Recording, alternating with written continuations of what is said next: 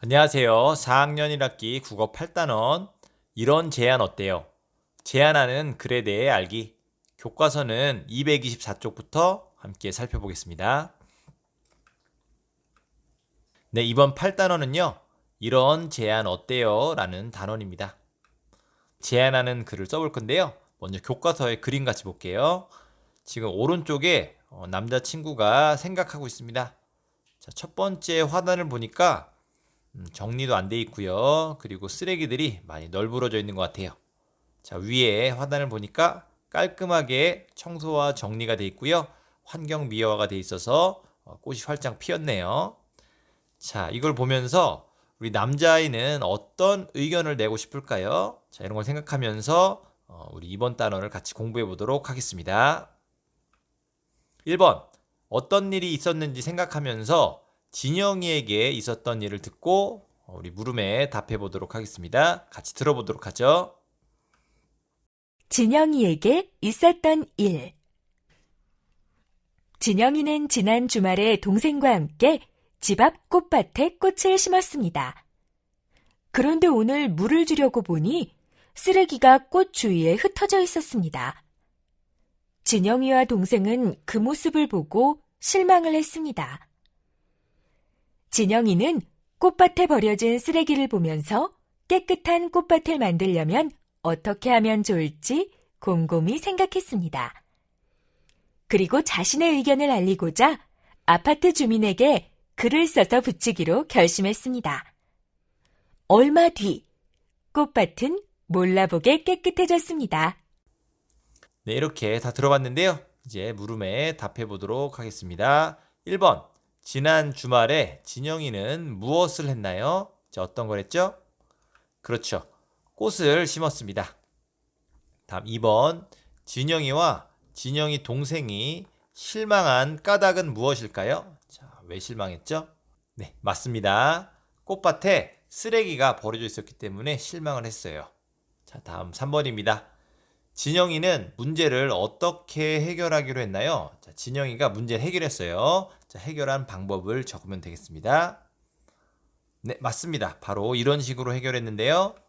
자신의 의견을 알리고자 아파트 주민에게 글을 써서 붙이기로 했습니다. 자, 이렇게 우리가 알아볼 수가 있겠죠. 다음 2번입니다. 그러면은 진영이가 어떤 글을 썼는지 궁금하잖아요. 한번 읽고 물음에 답해 보도록 하겠습니다. 지난 주말에 저는 동생과 함께 집 앞 꽃밭에 꽃을 심었습니다. 그런데 오늘 물을 주려고 보니 쓰레기가 꽃 주위에 흩어져 있었습니다. 그 모습을 보니 속이 상했습니다. 꽃밭에 쓰레기를 버리지 않으면 좋겠습니다. 꽃은 쓰레기가 없는 깨끗한 꽃밭에서 건강하게 자랄 수 있습니다. 우리가 노력하면 꽃밭을 더욱 아름답게 가꿀 수 있습니다.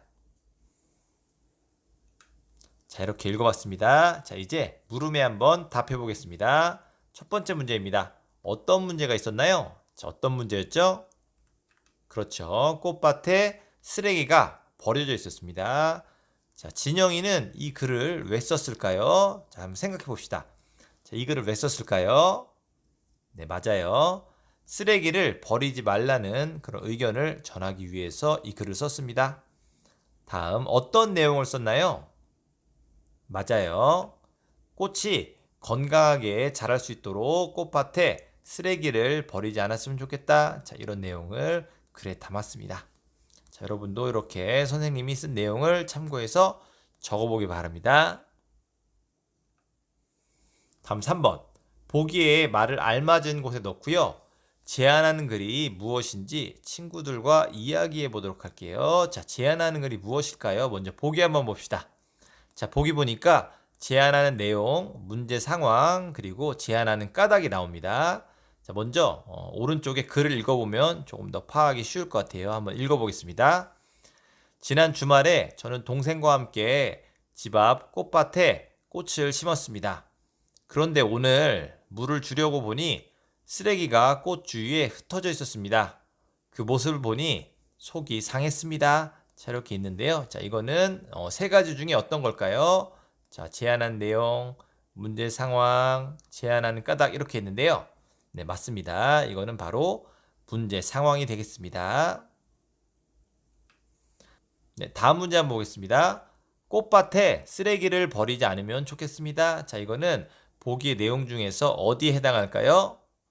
그렇죠. 바로 제안하는 내용이 되겠습니다. 자, 여기 보면은 쓰레기를 버리지 않으면 좋겠습니다. 이렇게 나오죠. 이게 바로 제안하는 그런 내용이 되겠습니다. 다음 한번 읽어보겠습니다. 꽃은 쓰레기가 없는 깨끗한 꽃밭에서 건강하게 자랄 수 있습니다. 자, 이건 뭘까요? 자, 나머지 하나가 들어가면 되겠죠? 바로 제안하는 까닭입니다. 자, 꽃은 쓰레기 없는 깨끗한 꽃밭에서 건강하게 자랄 수 있기 때문에 자, 우리가 깨끗하게 만들자. 자, 이런 내용을 제안했었죠. 자, 밑에 책 선생님 보겠습니다. 제안하는 글을 쓸 때에는 뭐뭐 합시다. 뭐뭐 하면 좋겠습니다. 뭐뭐 하면 어떨까요? 자, 같은 표현을 사용한다는 것을 꼭 기억해 놓기 바랍니다. 다음 4번입니다. 제안하는 글을 쓰면 좋은 점을 친구들과 이야기해 보도록 하겠습니다. 자, 먼저 왼쪽 친구 볼게요.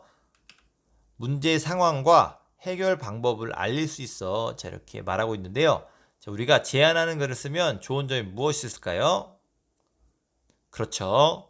더 좋은 쪽으로 일을 해결할 수가 있습니다. 자, 이거 외에도 좋은 점이 굉장히 많을 것 같아요. 여러분이 생각해서 한번 적어보기 바랍니다. 자, 이번 단원에서는 무엇을 배울지 간단하게 정리하고 마무리하도록 하겠습니다. 자, 먼저 문장의 짜임에 대해서 알아보고요. 그리고 나서 제안하는 글을 쓰는 방법을 알아보고요. 자, 마지막으로 제안하는 글을 쓰고 그리고 발표까지 한번 해보도록 하겠습니다.